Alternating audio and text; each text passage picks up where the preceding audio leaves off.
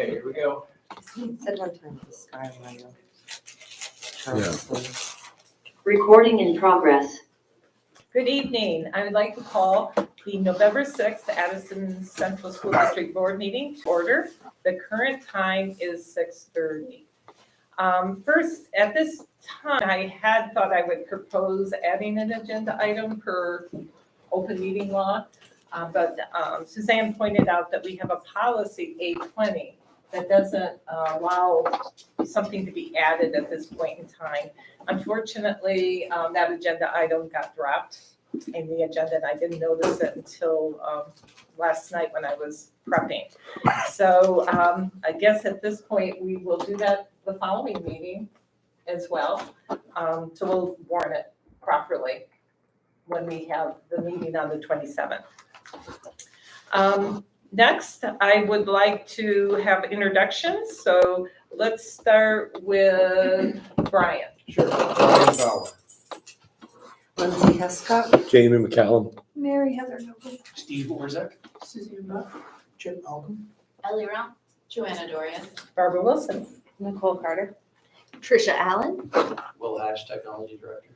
And on Zoom, Jason Chance. and then in the room. Courtney Cron, Director of Teaching and Learning. Emily Flestein, Director of Communication. Excellent, thank you. And at this time, it's our moment to invite public comment on agenda items only. For those who would like to speak on other items, we'll have another agenda item later in the meeting. If you're interested in making a public comment on the agenda, please raise your hand. If you're participating online, raise your Zoom hand. And as the policy that we've been following, please limit your comments to 3 minutes. So first, we'll start in the room. Is there anyone that wants to make a public comment? Okay, Mary. Hi, Mary Slozar from Waybridge. I wanted to comment on the updated strategic plan input that the ad hoc committee presented to the board today. First, I want to just congratulate and thank you all for taking that courageous step. I know it wasn't easy to take that on, particularly when you're so bogged down with the superintendent search, but I think it was a real pleasure to watch you all dig in and discuss things. A couple of comments in case it's helpful to your discussion tonight as you're working through things with the team. One on goal 2, related to access. It just was striking to me that while the goal and the targets all correspond to resource allocation and student needs, the strategies only focus on resource allocation and don't call out student needs, which feels like a missing piece from where I sit. And then goal 3, related to success. The ad hoc committee came up with some really ambitious targets that seem great and exciting. But I was surprised to not see those ambitious targets met with strategies that would support them in the strategy section. Identifying barriers, building systems for culturally responsive practices, and providing multiple pathways doesn't seem like it would get us to increasing our math and literacy proficiency to what the target says. So I would just encourage this board to consider what kinds of things you would like our administration to focus on. 2 areas that come to mind for me are developing, really embracing teaching strategies based on evidence-based practices and universally designed learning, which is something the district's working on already, but it's great to have that as something they know they need to report to you on, and developing systems for early identification and intervention in math and literacy. That's related to our MTSS system, but clearly something needed if we're gonna hit those targets. Thank you. Okay.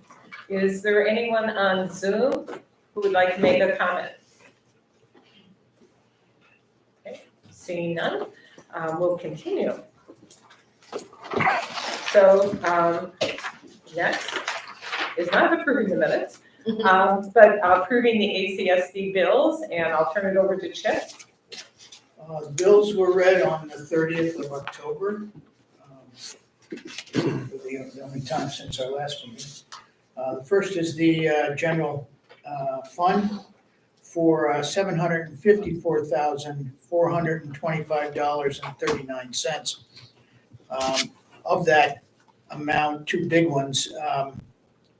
One was to student transportation, 270, these are round numbers, 278,000, and another payment to Breadloaf, 267,000. So quite a large piece of that 700,000 were these two payments. And the second is a payroll warrant for $934,334.41. I move that we accept and pay the bills. I'll second. Any discussion? Questions? Go ahead. Are we expecting many more bills from Breadloaf for that kitchen project? Do we know? I have no idea. It's a facilities question. Jason, do you know if we're expecting any more bills from Breadloaf for the kitchen project? We have, I think there is still some outstanding invoices. We are, I think, when I saw the report in the last review, 182,000, somewhere in that ballpark, short of what was anticipated, and they were pretty much anticipating using the entire amount, so. Thanks. Sometimes there's checklists and all that goes on. Yep. Any other questions? Okay, seeing none. All those in favor of approving the bills indicate by saying aye. Aye. Any opposed? Any abstentions? Okay, the bills have been approved. On the agenda next, we have a facility staff appointments action, and I'm going to turn that over to Nicole. Hi, everybody. So we're bringing before you the appointment of Kristen Lang as a paraprofessional 1.0 FTE. I will make a motion. Okay. To appoint Kristen Lang as a paraprofessional 1.0 FTE, step one per the ESP master agreement. Second. Any discussion? Questions? Everyone's quiet. Okay. So, ready for the questions. So all those in favor of approving the appointment of Kristen Lang as a paraprofessional of 1.0 FTE per the ESP master agreement, indicate by saying aye. Aye. Any opposed? Any abstentions? Okay, she's been appointed. And I think you had a staffing update as Yeah. well. Tim had hoped to be here to share that the district will post a position for a kindergarten teacher for Mary Hogan tomorrow. Any questions? Yeah, we have questions. When will that, wait, I'm sorry, say that one more time, Nicole? Okay, The district will post a position to hire a Post one, kindergarten okay. teacher. Okay, for great, Mary Hogan. thank you. Questions? And Mary, Heather, you had your hand up before. I did, but I have asked you to go ahead. Somebody Okay, else- great. I'm sure somebody else has the same question. Okay, so Steve, Is this a replacement for a position? Is this a new position? Is this a staff member that has resigned? It is a new position with funding that was found within the Mary Hogan budget that can be reallocated. I believe, I wish Matt was here, I believe the funds were found in a general education fund that we hadn't used for a couple of years. I guess the heart of my question is, a new kindergarten is being formed over there to split the existing students into an additional class. Yeah. Thank you. Joanna. I just want to get the full context. In the last couple of meetings, we've approved, I think it looks like 5. Either there's a move from MUMS or another district-wide to a building-based position. So that's 2, and then 3 more full 1.0 FTE, and then potentially a new kindergarten. Just to have the full context. Am I missing anything? Tell me again what the first one is you're saying? There was a move from the a district-wide, maybe the rural schools to Mary Hogan. This is what Jen Kravitz wrote in an email updating. Marissa Hennings is a behavior specialist who's part of the behavior team for the rural schools, who's been temporarily reassigned, and we reassess it monthly. Okay, I guess I didn't get the temporary Yeah. note in that. Yeah, And then there is an admin move from Mums to Mary Hogan. I don't want to say, I mean, do I Yeah. say Mums, UHS. but I I don't thought it think, was Mums, Mike Mike is now the Dudek building is the lead, student response coordinator, not connected with MOMS or NUHS, but it was a district position that's ESSER funded, but he's and now he's been- based. temporarily relocated to Mary Hogan. Okay, and then three new 1.0 positions, 2 paras and a building lead.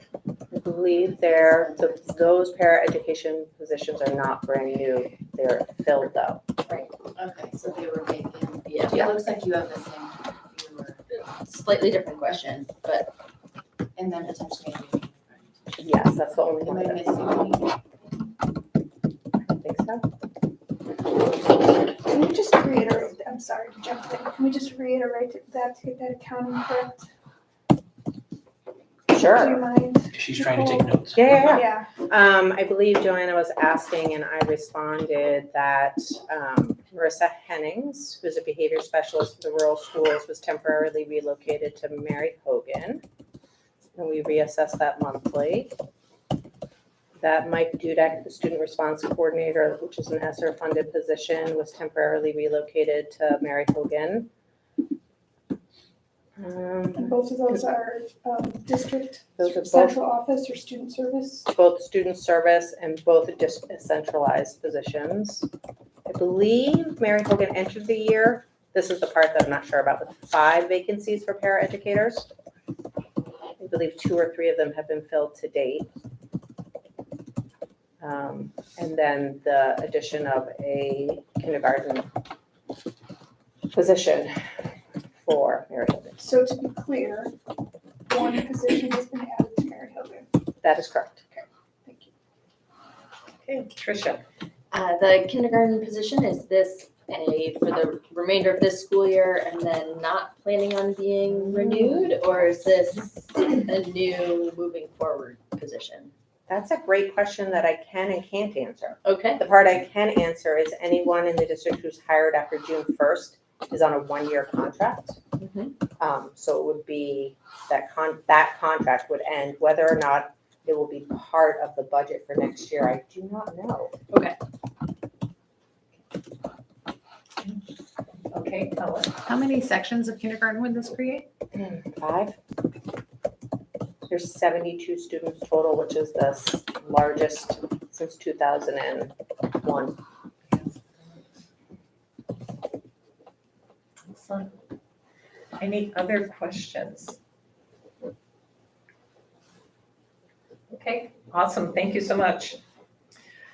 And moving forward, we have the ad hoc strategic committee, I can't even talk today, ad hoc strategic committee readout and recommendations. And at this time, what I'm going to do is turn it over to Jason, who's offered to do the readout of the materials that you have in your board pack.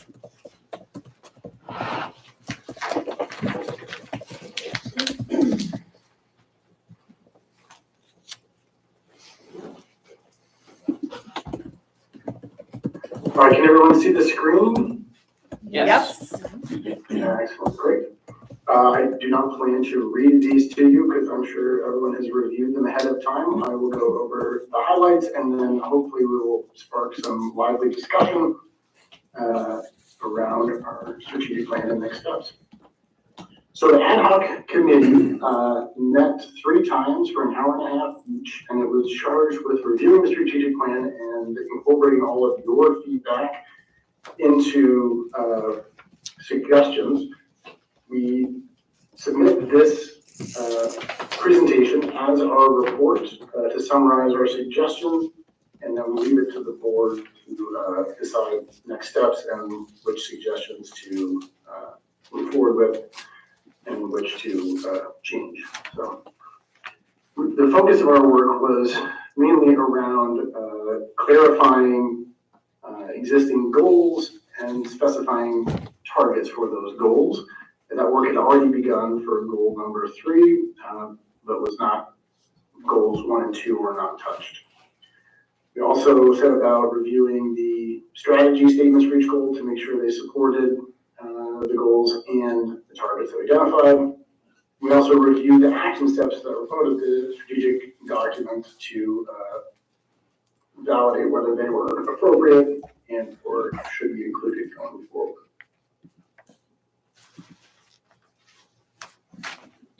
These are the members of the committee. Not super exciting. Sorry, is there a question? No. Okay, so our recommendations basically boil down into 3 groups. We have outlined several targets that we, in cooperation with Nicole and Emily, crafted that we believe are specific and appropriate, although aspirational. We reworked some of the language around the strategies, and then we have some proposed changes around the structure and outline of the document. One of the main ones being that the action steps that have been in the strategy document should be basically relabeled and put into its own section called proposed or suggested action steps, and have it be clear that those action steps are the work of the action team and not mandates coming down from the school board. Questions about that?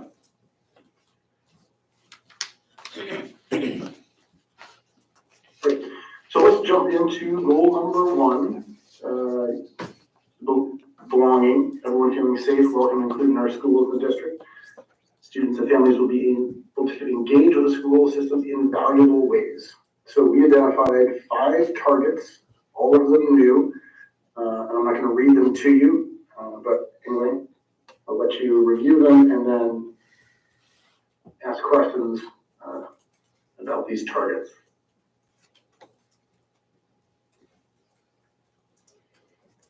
If any other committee members want to jump in and offer context or anything about these particular targets, go for it.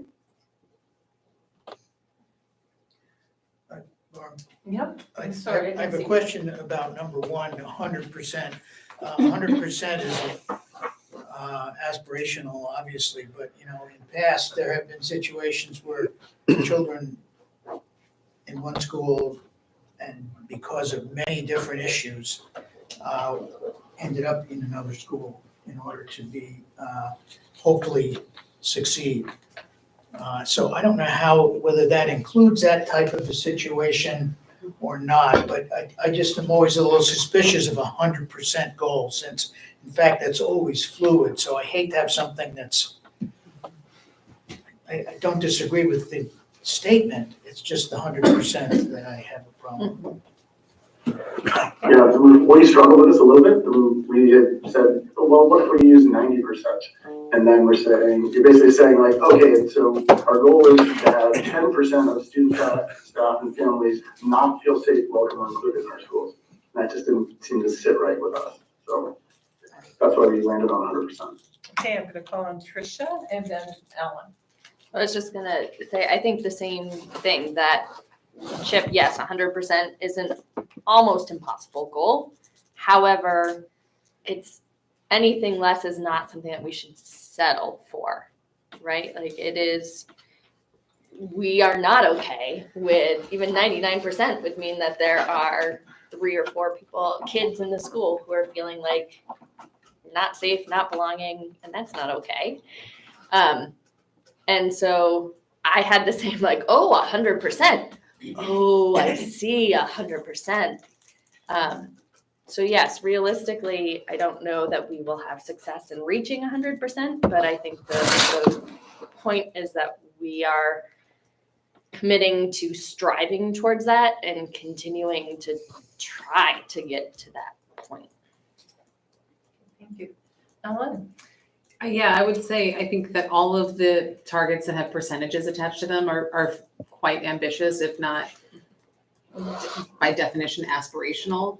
And we, and like Jason said, we sort of wrestled with that at every juncture. Everything Trisha just said, for sure. And also something that Nicole brought up that really stayed with me was that part of the work of the implementation team would need to be figuring out, when we're not at 100%, what are we doing to focus on the 5 or 10 or 15% of kids and families who say that they don't feel safe. So that built into a goal like this is inherently improvement and hopefully creativity and evolution in trying to reach it. But yes, the high percentages sort of beg certain questions about, do we hold ourselves accountable to always striving to reach them? Or do we let ourselves off the hook for not reaching them because we acknowledge that they may not feel possible? And I think that's something that we'll have to continue to engage with, particularly as we're looking at, in the next year or so, implementation plans. And Suzanne? So under the targets, under 2 and 3, the term is valuable family engagement, but I'm not sure what exactly that might look like. And then the other piece that I wonder is your targets, you have 100% on the first one. And then when you get down to 4, well, actually, most of them, you don't put any targets, and, especially 5 says reduction in the number of incidents. But there's absolutely no target there, which to me it just seemed a little bit odd that we have one target and then others that look like they should have targets that aren't there. But I really struggled with what valuable family engagement means. Like, is it that all families show up at parent-teacher conferences and concerts and things, or is it more than that? I'm just wondering. Okay, would anyone like to take that? Mary Heather? I mean, I guess we talked about that a little bit as well, and, trying to put something in there that will signal to the implementation team the kind of things that they should be paying attention to, whether it's attendance of these things, or whether people are coming to open house, or whether, parents are reaching out and knowing where to go when they have questions about things. I think it's kind of it varies depending on the family, right? So I think the idea is that we have families who feel like they know where to go and their voices are heard and are participating at the level that they feel comfortable. And obviously, we're thinking of those families in particular who don't usually show up. So those are the ones that, we're kind of hoping to have some diversity in, or at least, maybe I'm speaking just for myself and not the whole committee, but, having some diversity in the participants who are coming to our school events and not just the same, families whose parents have time to come and the means to show up, but that, families who we haven't normally seen show up are starting to show up. How we measure that and, how we really get a handle on that, I think that's the work of the implementation team. But, yeah. Go ahead, That's Ellen. what I would say. I don't know if that's helpful. No, I think it was intended to be interpreted. Yeah. But also to be interpreted in a way that's meant, I think what you're saying, or what I hear and what you're saying, Mary Heather, it's like flexibility and acknowledgement that family engagement shouldn't just be joining parent groups, and it shouldn't just be one thing, and it has to be more tailored to families. And then I would say improvement and reduction are targets. We didn't attach numbers to every target, but going from something to higher and going from something to lower, I think those do still meet the mark of that would be the target that we're aiming for, but also in some cases not attaching a certain number or percentage goal. Right, and I'm sorry to just follow up on Ellen's point. This kind of implies that the implementation team therefore has to do kind of an assessment of where are we at with these issues or items? Where are we at with the number of incidents? Where are we at with family engagement? So there does kind of require some element of self-assessment on all these things. Front. Okay, Joanna. That's exactly what I was gonna ask about when I read number 3, barriers have been identified. So is that not happening in this phase, but that is the task for the implementation team? So this strategic plan won't have a gauge of where we're at to then meet any. It's not the board's work to do that. The board. To ask this is- group I mean, together to. Exactly, I mean, really, and I think this is what we had to kind of revisit again and again as a committee is our work as the board is to articulate our dream destination in the best way that we can, the most descriptive way that we can, so that the implementation team can then say, okay, now I can figure out how to get you there. But it's not the board's role to say, here's what we want to measure, here's how fast we want to get there, here's how the tools that we're going to use to drive us there. That's not the board's role, that's the administration's role, that's the implementation team's role. So I guess it sets the next foothold pretty clearly, because then it's like, okay, then That's that's the the goal. identification and then. And I think there's a lot we don't know. Also. That's what I was thinking. There's a lot of work to fully identifying the barriers, or at least for the board to understand it enough. So lots of. Excellent. Any more comments, questions? Steve? I was reading through the document and I kept running across traditionally and historically marginalized and didn't see anywhere in here where we specifically define what that is. I mean, civil rights law is very specific about what are categories that are discriminated against and what ones are not. Right. And we have had discussions here that have broadened that definition. And I find it particularly uncomfortable to now engage in a strategic plan that isn't specific when addressing something like traditionally and historically experienced marginalization. I know it's awkward to say race, color, national origin, disability, but is there some place in the document where we could define that and then Yes. use a term and Yes. say marginalized groups, which includes race, color, national origin, disability, sex. Yep. So I think because anybody could read this document and say, well, we're traditionally marginalized. And I think we need to be very clear about what we mean, because the whole point of this was for equity. And it seems to dilute that a little bit by not specifying. Yeah, Okay. and before I call on Mary Heather, what this information, once the board approves the information, right, based on whatever the final state of it is, will then go into the document. This is really just the input that will go into the strategic plan document that's already been drafted. So at this time, we haven't asked Emily to update the document because we wanted to have this discussion first, right? So included in the document, there is a section on definitions, and we can definitely look to make sure that, We talked about adding that Yeah. definition yeah, we did. and trying to use standard language. So if there's not standard language, then there should be, and we had talked about adding that into the glossary. Yes, so that's important to have, you're absolutely right, that's important to have in the document. But we didn't try, in this report, we didn't replace it, repeat everything that's in the report itself. And Mary Heather. But what I was gonna suggest though, what we did talk about is, yes, we do need to define it. And one of the ways that we were talking about it in committee is similar to the way that the state defines it per their equity work, which includes not only your race-based and identity-based, but also socioeconomically And disability. And disability. So it's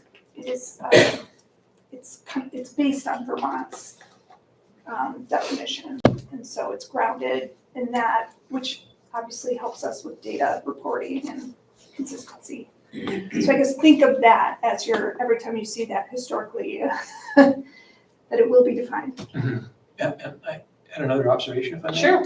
Under goal 2 access strategy number 3, hire staff with diverse identities who are onboard coached and mentored. We're not there yet. We're not there I'm yet, sorry. yeah, sorry. Oh, I thought- We're still talking about one. the whole- Yeah, sorry.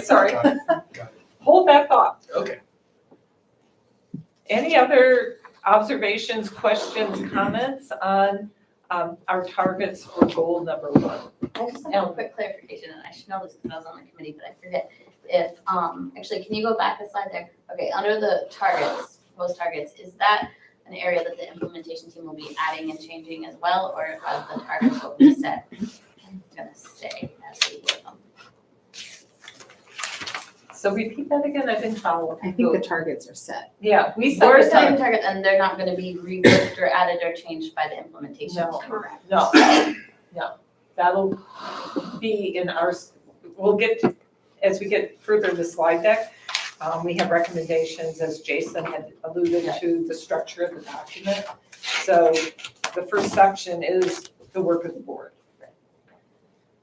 Do you have a question? Joanna? Yes, not to belabor this point, but does it seem odd, I mean, to Suzanne's point, that 100% is used, no other percentages? I mean, could we say all, just to align those, all of our students now?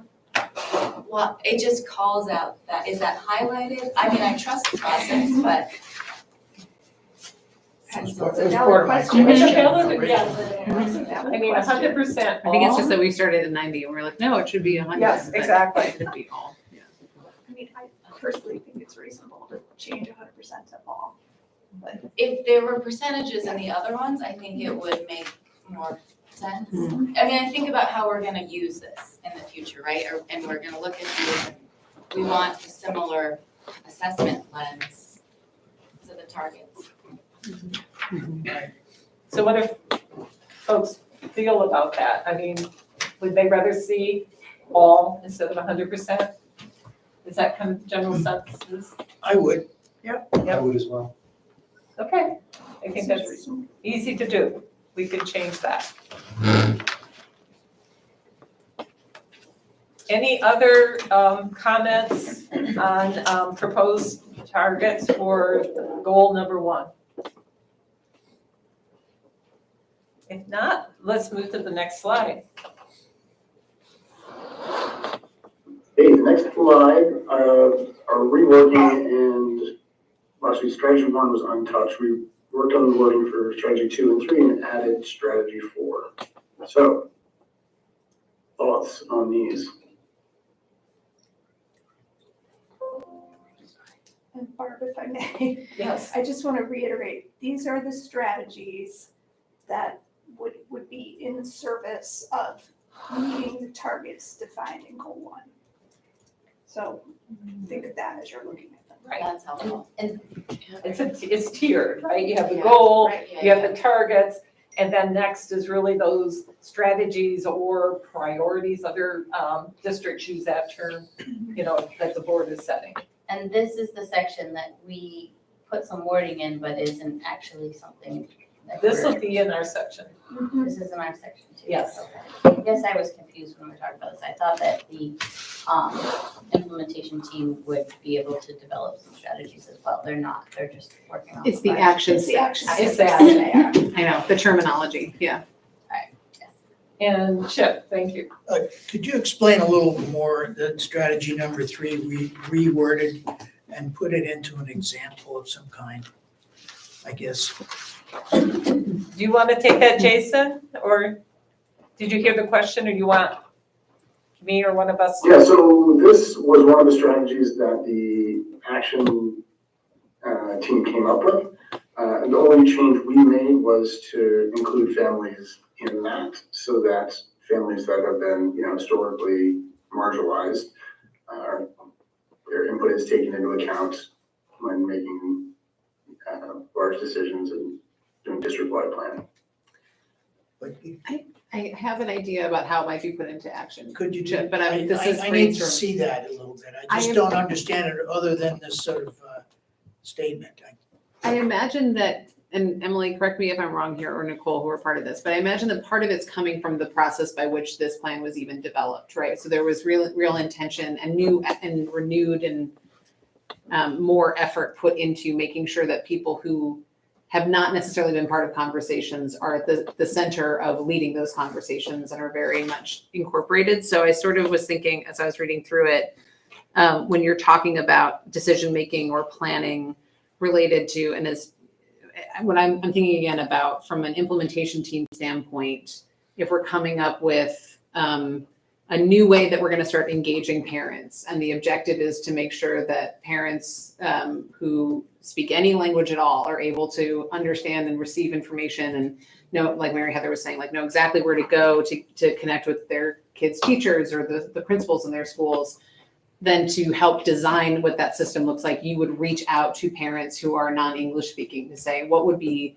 your experience of how this might work best for you, so that it's not just coming up from on high, but trying to redirect some of the decision making. I'm just thinking out loud, but that's my understanding of how this was originally developed. And like Jason said, we wanted families included in it, but this was not one that we talked as extensively about, I think, as a committee. Plus families are in the goal statement.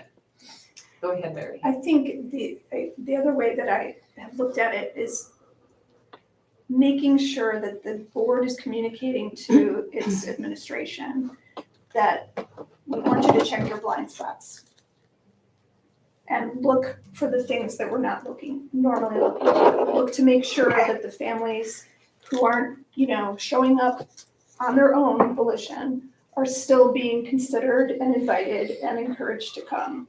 I guess that's, and looking at it from,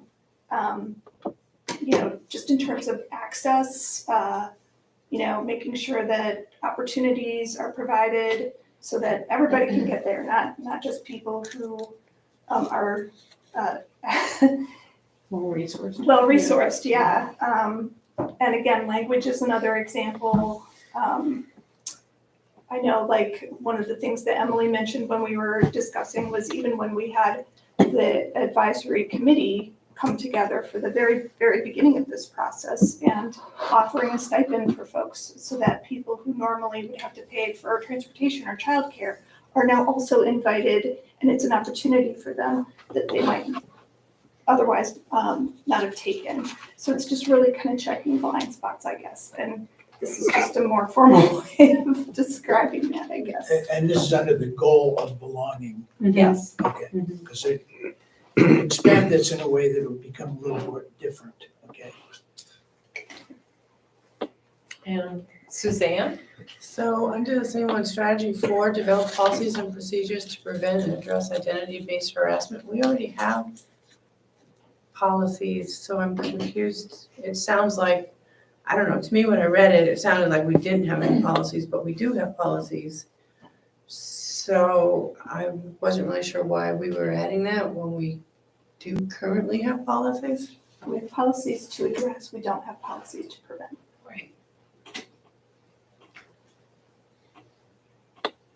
Right. I would also argue our policies need some bolstering. That was a major takeaway from me when Nicole presented that to us, that the policies we have are limiting what staff can do. So we probably need to look at that again.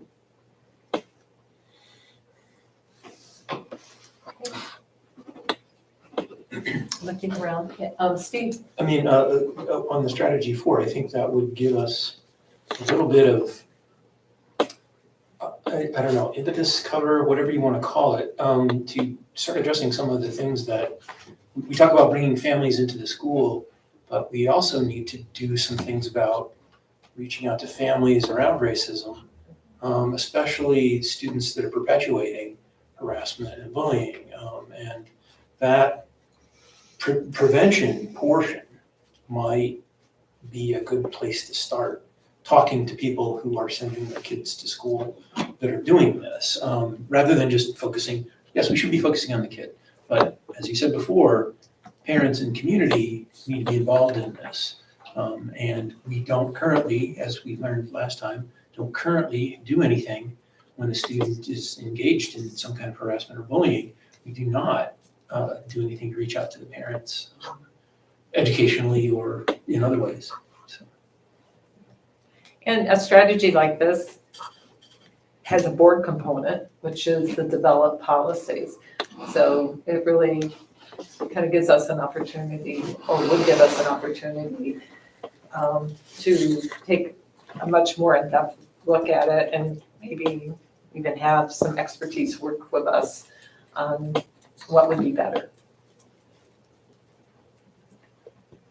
That was the thought process behind this one.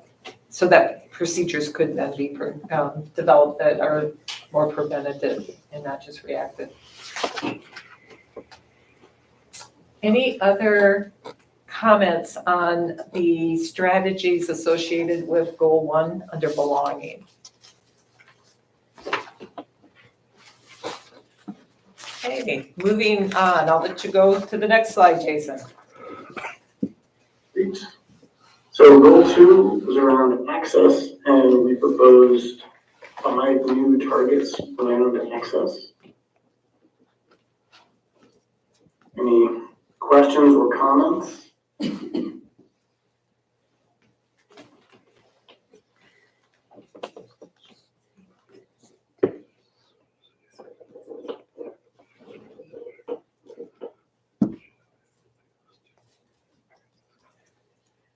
Any questions? Comments?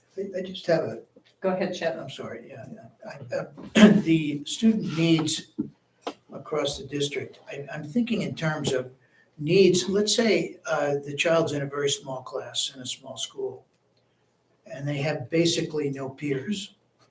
And how do we address, that's a need for a lot of students. And that's honestly one side of the issue of small schools versus schools where there's a greater amount of possibility of finding your group or your peers. So I mean, it's an issue that I've never, I don't know how we address that.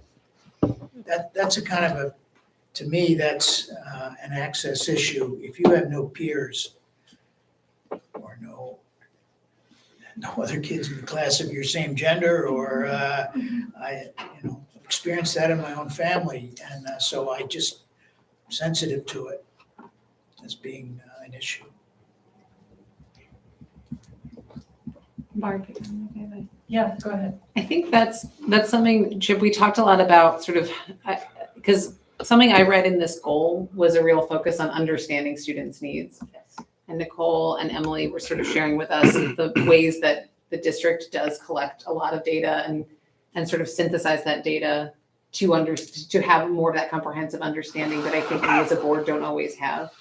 And I think the word need can mean a lot of things. And so what I would expect to come from something like this from the implementation team would be an explanation and regular reporting of this is our understanding of the needs of our students, right? On many different levels, whether it's behavioral, whether it's social emotional, academic, social needs. And then here's how we are not meeting them. And so that could be a component of it. If it's like showing up and saying research shows X, Y, and Z, this is a need that our students have, but we're not meeting it in these locations. So we need to think about how our resources are allocated to make sure that those needs. So I think what you're saying could be covered in that.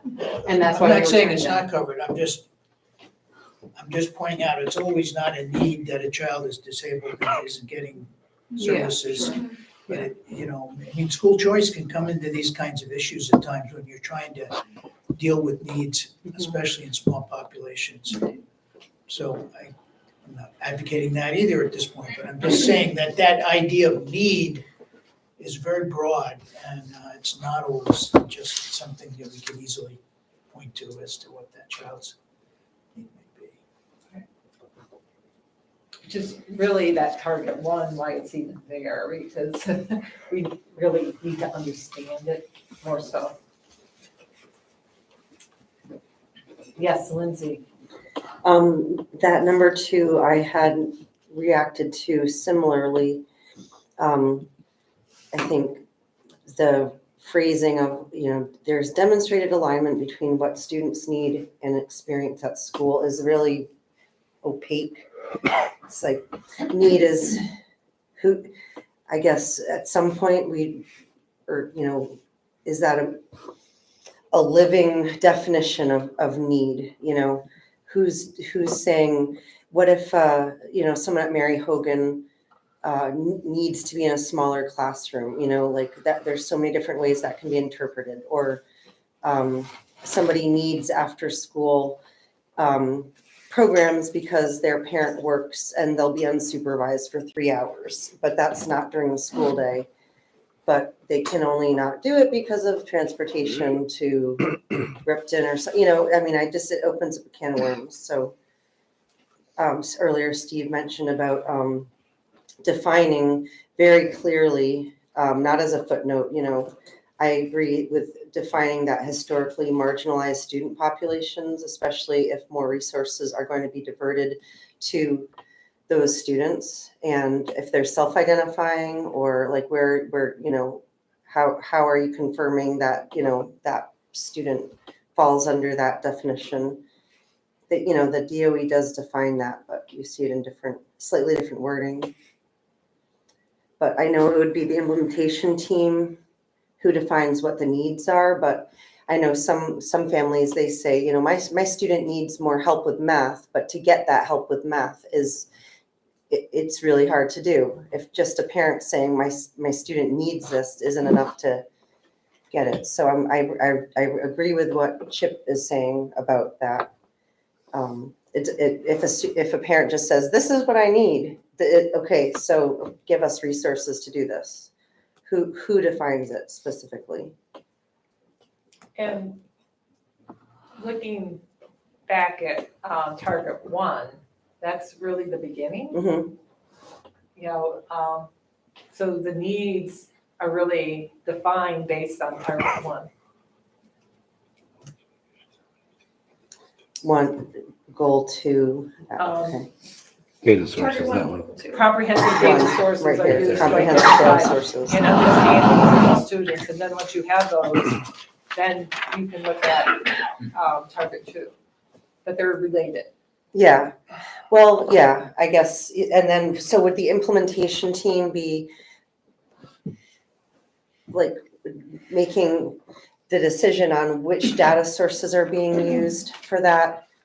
You know, if somebody's tested at the end of, you know, grade 3 and there was a new system implemented, and so you can't just use that one data source to decide what the needs are. So is that what the implementation team will do? We'll be providing like a list of the data sources and The implementation team is responsible for the how. the how, okay. Because they are the expertise, you know, they have the expertise and resources to understand what the hows can be, whereas we don't have that and would be hard pressed to even come close. Mm-hmm. Oh, yeah, it's just, yeah. Go ahead, Mary Heather. I think, Lindsay, you bring up an important point, and I think what the committee was trying to say to kind of address that concern is that we want multiple data sources, looking at multiple types of student need. So, you know, academic need, in several different sort of disciplines, behavioral need, social emotional need, all these sort of different things, and there already are data being collected by the district to sort of describe and quantify this. And so certainly, you know, they're the ones who have more expertise about, you know, defining and measuring these things. But what we're saying as a board is we don't want to just look at student need just narrowly, like just academically. We want comprehensive understanding of student need and also data from multiple sources so that we have as close to a 3D picture of what our district student need is. So that when we're looking at, you know, how that's addressed across the district, where we have a pretty clear picture. We're not gonna, as a board, we're not the ones defining that, the implementation team is, but we're telling the implementation team, we want some good information on this, and we need some baseline information on it as well. So would we have a budget then if we had to invest in new data sourcing, or these are already existing, or So, like, yeah? yeah, so it, you know, obviously things need to be paid for. And so the implementation team can propose to us, this is, you know, things I can do here, and here's the cost associated with that. And then through the budgeting process, we have to make, you know, decisions. Mhm. are we gonna put our money in that area? So, that will be an important part of this, is ensuring that the budget gets allocated to the things it needs to. And where can we allocate it, based on limited budget resources. So this doesn't eliminate that need, as we need to do today, right, is to really make sure that there's priorities around the budgeting.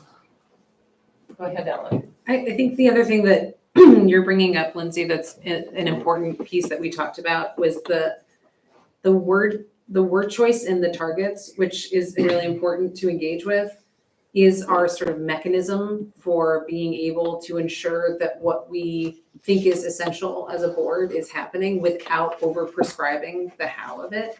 So that's where I think comprehensive was a word that we chose, because we get to decide as a board if we agree that the implementation team's actions hit the target of being a comprehensive data picture, right?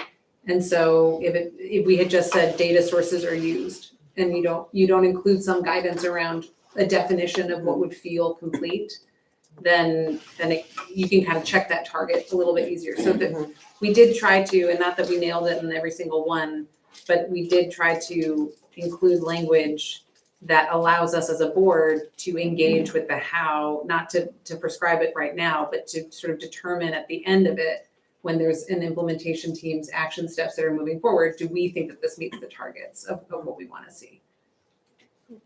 So did you do that same thing with like major resource allocation? Yep. So that there's flexibility, like. Right, because I think at some point it was like, I think originally this was resource allocation decisions, and then it was like, well, we don't want all resource allocation decisions, right? So you sort of throw in, granted, not a perfectly definitive term in major, but it's sort of meant to indicate a certain category as opposed to all, or, minor. Will we define that, like what, is major, like $10,000 and above, or $100,000 and above, like? I don't think that we would define it at this stage, but I think when the implementation team says, here's what we're doing to meet this target, it would be the board's work to decide, to sort of agree, yep, that feels like it's the right level. Okay. Mary, Heather. Well, and I was just gonna say, I mean, some resource decisions require board approval, and some are just fall under the guise of operations, and so that's another consideration.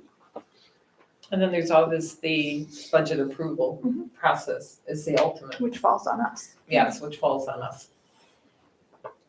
Okay, thank you. Good questions. Any other comments under the proposed targets? Questions, feedback? Okay, seeing none, let's move to the next slide. Great, so the next piece is the strategies associated with Goal 2. We left the first two untouched and added strategy 3 and strategy 4.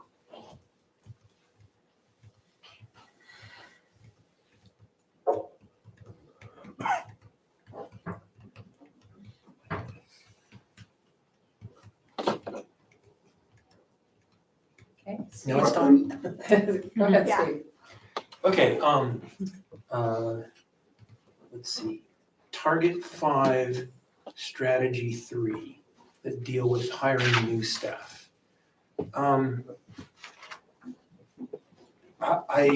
don't know, and I'm not saying we shouldn't do this, but I don't know that there is a understanding of what this will take.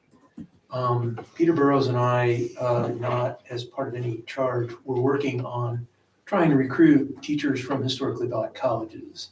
And it involved visits to Morehouse, Spelman, Howard, not at the district's expense, and discussions with teachers of color. And the universal thing was, nobody's gonna come to Vermont unless there's a community in Vermont, and a community won't form without some people coming here. And there are a few people who will come up here without that need for community, but it is really hard to find them. And I applaud these goals. I think they're great. I wish we could have been more successful. But talking with a keynote speaker at the conference, he said, it's going to take a long time, years, to build relationships with these institutions, especially in a state that has as wide of a reputation as Vermont does. And that I mean, my experience has been with African American, but I think that applies with Hispanic and other teachers of color. They don't see a community here, they don't see one forming, and they're not interested in being pioneers, especially given some of the incidents that have happened recently. Not just here in this district, but places like Maine and Vermont. I think this is a really noble and again, I think of it like the 100%. This is aspirational almost. The amount of resources that would be required to make that happen, I don't know how we would do that. And it's very discouraging. Like I said, I've been trying to do this for 4 years now, and it's very discouraging. So. Thank you, Steve. Ellen? I think that presupposes that we don't have people living in Vermont with diverse identities. We do. A huge part of this is coaching and mentoring. We have very aspirational goals, including 100% of our students and family feel a sense of belonging. I don't know why we would touch this.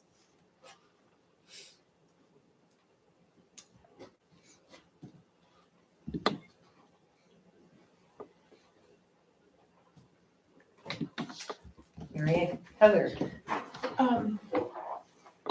I agree with both of you. It is hard. It is hard, and but I think it's important. We do have students of color, and I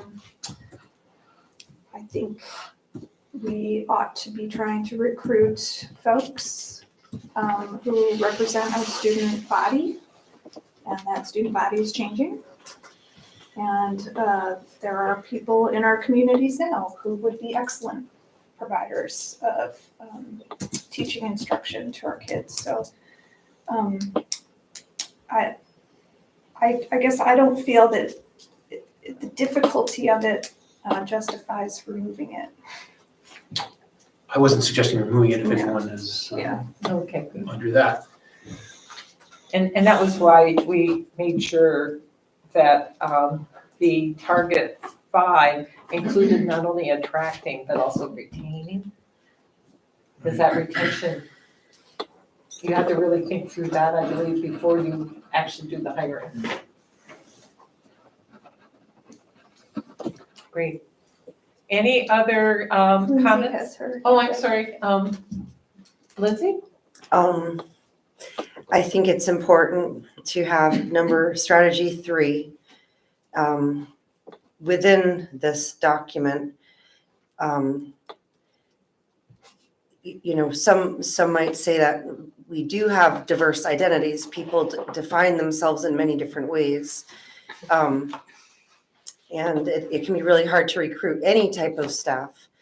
And so when I read this, one thing that came to mind is, the whole Department of Labor, the equal employment opportunity. So many identities are protected under that. And then it also made me think of the whole affirmative action, would then there be a strategy in place where which categories would then be favored? I think it's a really important policy, but it'll be interesting to see, because I do think it's a tricky one to bring to life for, what both Steve and Ellen, how far do we want to go with that? How far is the district willing to go to make that happen? And no matter how far you go, to a certain extent, we have some people perceive Vermont to be a homogeneous place, but you can take a group of people who look the same and they might define themselves or identify in very different ways. So that one, I really like that has been included, but I feel like it's a very complicated strategy to bring to life. If we can just hire staff that show up to work and they're like good at their job, I've gotten it's just been like, it's so hard to find staff. It's so hard to find staff. I hope we can get beyond that and have like a lot of people to choose from, from diverse identities, just have 10 people applying for one job that are all qualified for every job. That would be nice. And Joanna. I would love to see strategy 2 contain something with ongoing professional development. When I link it back to student needs are equitably addressed across the district, right? That's what is that how we're linking it? So something like, I just was looking at another strategic plan, but I like the wording of collaborative and transparent professional development. Because there isn't any, and I looked at success, there's no professional development. Are you saying strategy 2, Strategy strategy 2. 3? Strategy 2, collect, analyze, and report on resource allocation data and implement ongoing evidence-based professional development for staff that is transparent and collaborative with the community. Would that be a third, fifth strategy? Seems like a good strategy. Are we not linking the strategies to the Which one are you linking it to? goal 2? So But I you're guess saying we don't like have target to. 1 We and don't strategy add another 1 and strategy. target Can 2 we and just add a strategy 2. strategy 5? Yeah, we definitely can, but I just want to make I just don't know if I'm following. Which target are you linking it to? This is the goal. She's I'm looking at looking the at target strategy. too. Oh.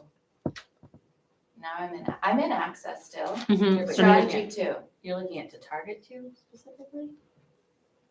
I'm looking at, target 2, and I thought it was linked to strategy 2. No. I think it's linked to strategy No. 1. There's no like, Perfect No. numerical Right. link. That's what you're saying with the first one. No. Because sometimes there's more it could- targets than. Well, I Exactly, realize and that, but it could be in service of multiple targets. yes. Right. So But I do guess like the what you're question saying, is- Joanna. Yeah, I guess, sorry, point of order. It's all out of order. Yes. There you have it. I'm sorry, Barb. I guess my question would be your suggestion about continuing professional development. How would you propose wording that so that it's in service of goal number 2 or some, Strategy or number- one of well, the, I guess in order to analyze and report on data in a way that's meaningful and equitable, you have to have professional development to understand that. Right? You have to have some sort of lens and training to understand So- what you're. Let me clarify, I think that's a good question. Is the professional development in association with the collecting, analyzing, and reporting on the data?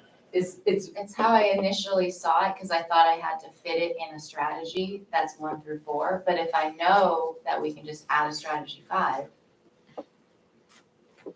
then I would like to have something about how we are training our teachers. Okay, so I'm gonna call on Jamie. go for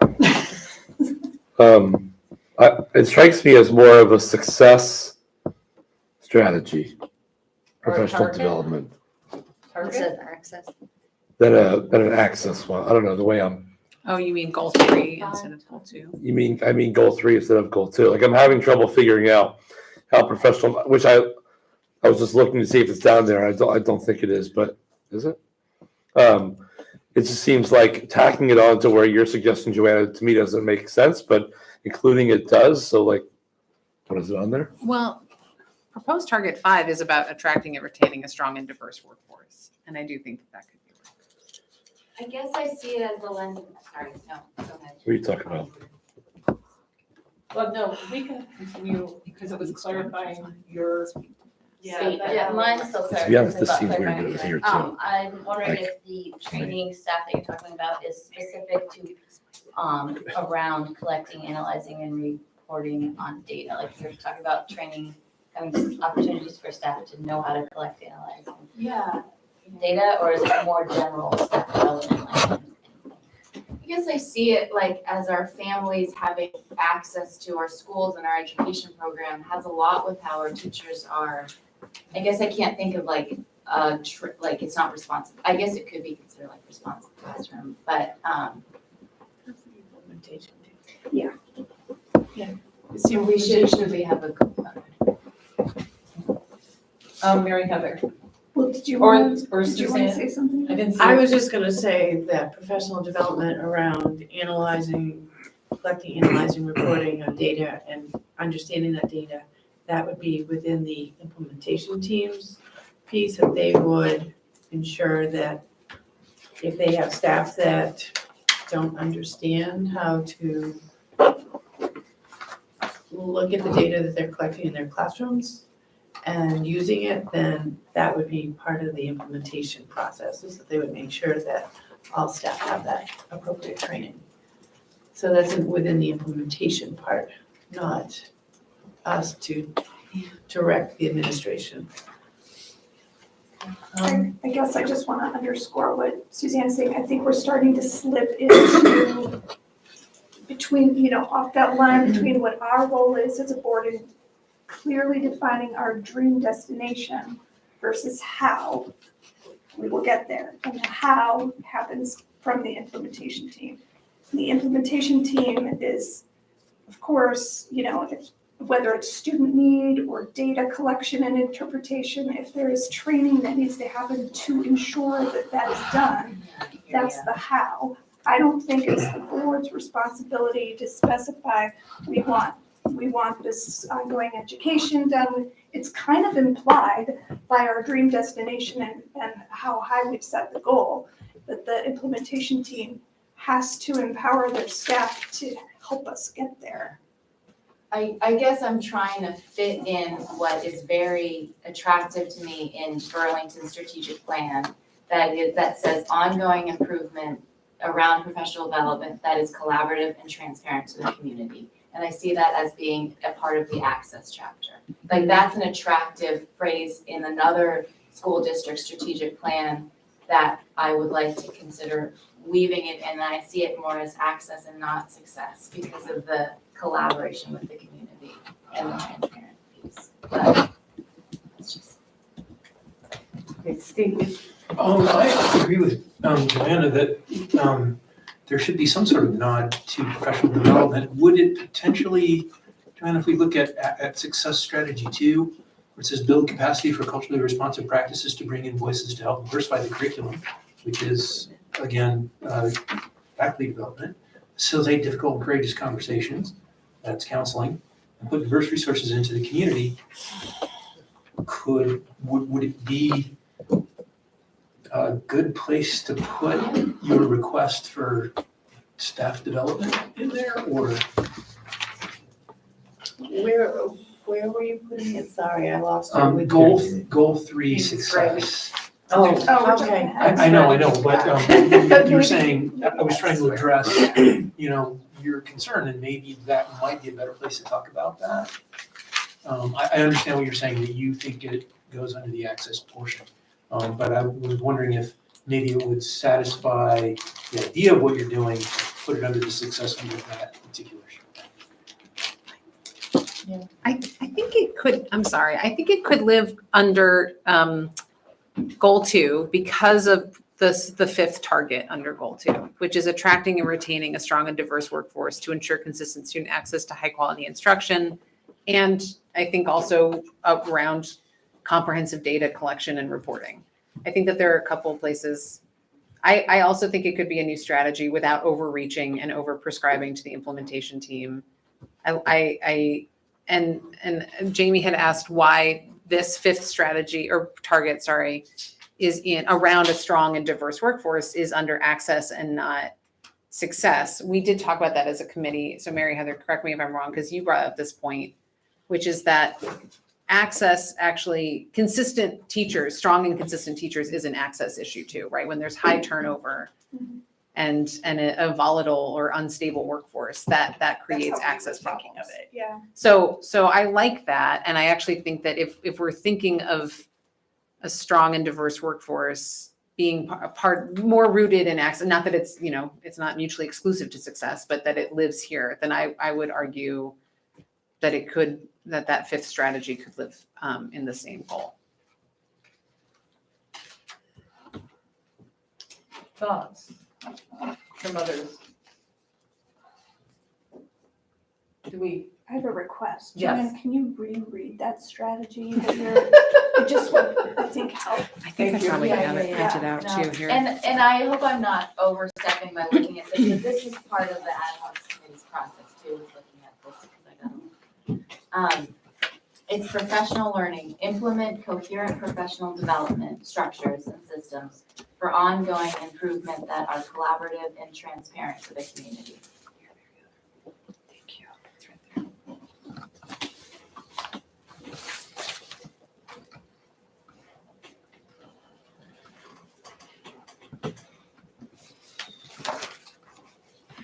Would folks be open to us adding that? Yeah. I think, Yes. I was gonna say that if you, built it in or reworded either strategy one or, well, any of the strategies under goal 3 success, I think is really where it belongs. I mean, strategy 2 under success talks about culturally responsive practices, bringing in voices to diversify the curriculum. So you're and so I think that if you're adding professional development, that would be the best place for it. Because you can't do curriculum if you don't have the professional development. So they kind of go hand in hand, I think, but I That mean. is also where it resides in Burlington's plan. It's related to curriculum and deeper learning for students, so. So at this point, can we kind of put that on the parking lot right now, and then when we go through the strategy for goal 3, let's examine that again? Is that okay? Okay. Anything else on the strategies under goal 2?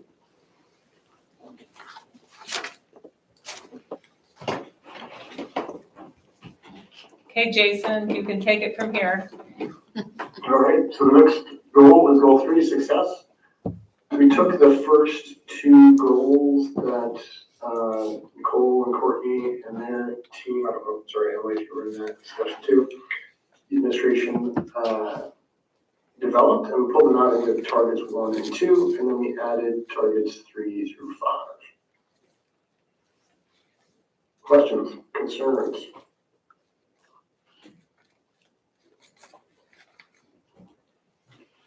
In this case, we specifically called out the VT-CAP assessment because that is our benchmark proficiency assessment that is used statewide. So it seemed appropriate to get that specific. Joanna. 95, do we know what the 4-year cohort high school graduation rate is now? 89, No. 86. 86. 86, she said with confidence.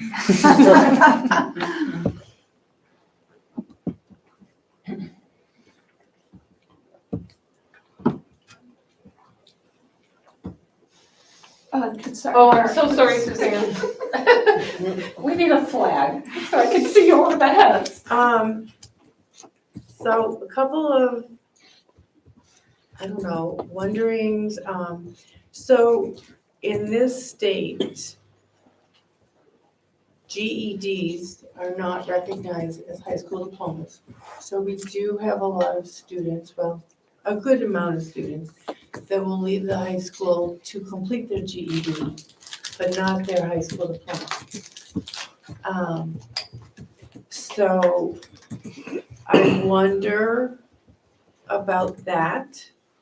And for some students, it's just because they're just so done with school. A GED is 4 tests. If they can make it through the 4 tests, they've got a document that they can go to work with, and most workforces either require a GED or a high school diploma. So I wonder about that. And then the other one that I wonder about is number 5, where it says all graduating students are enrolled in post-secondary school or training or unemployed, or are employed. What about those students that choose to take a year and discover themselves? They don't fit any of those categories, but they're learning about who they are and figuring out what they want to do with life. So are we saying that by this, they shouldn't do that? I mean, I would hate to corner us in a bucket or corner our students into a bucket. So those are some of my questions. Okay, thank you. I'm gonna call on Chip next. and Yeah, then I had Ellen. the same question on that one. You know, one of our problems, because we're not fundraising like colleges or other things are, once alumni are gone, they're gone. And we have no way to really track their issues. I mean, they can be going to college, but they may drop out after the first semester. And we don't have any data as a school system to sort of track that kind of way. So this to me is a difficult one to quantify or set a goal as, because we don't have the data, especially if you'd say, well, a person traveled the world for a year and then went to college. We just don't have any way to document it. So it's a goal. Certainly we all want that, but I'm not sure this should be in here, honestly. Ellen. I wonder, and this would be a question for maybe Nicole or for you, not to put you on the spot, but I wonder if we could modify number 5 to say all graduating students are enrolled or are ready for post-secondary school or training or to be employed. So that you've got kids are kind of ready for those things and or they are immediately commencing into them. Right, we've prepared them. Right. Just, and the point isn't that we're measuring ourselves by their completion or their long-term That would be employment. satisfying It's me more because of their it's more ability, measurable. right? What can we control? We had a lot of conversations like this around mental health too, right? That we don't want it to be like, there are limits to what can be I know. controlled and addressed in the schools, but within those limits, can we be doing the best possible job? Does that pass muster, Nicole? So, Steve, you had your hand up before, and then I'm calling Jamie. Yeah, I mean, I'm listening to anecdotally, having 2 sons that took a year. One who became a rocket scientist, literally, he works on satellites for Northrop Grumman. After he took this year of what we thought was aimless wandering, not all who wander are lost, as Tolkien says. And a second son who said, I want to take a gap year like Eric did. And we said, there's gap years and there's gap years. And so that means 2 of my 3 children were not successful by this rubric number 5. And I, again, I go, because I taught in the school system where it was like, the most important thing you can do is go to college, and I hope we're past that. But this, again, seems like a step back towards that. Because to say that an 18-year-old knows what they're doing is kind of problematic. Jamie. I'm just wondering if it was put in for a reason, like if there's a problem that our students are not college ready or employment ready, or if this has been identified.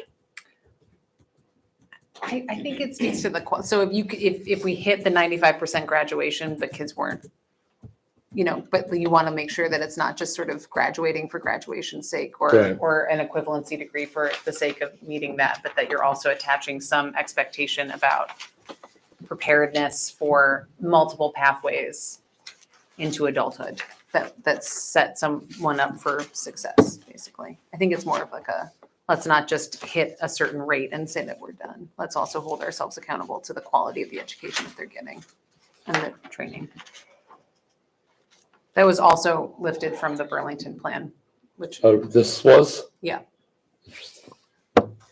Mary Heather. And it also ties it back to our mission and our vision, which is all about creating, capable and contributing citizens.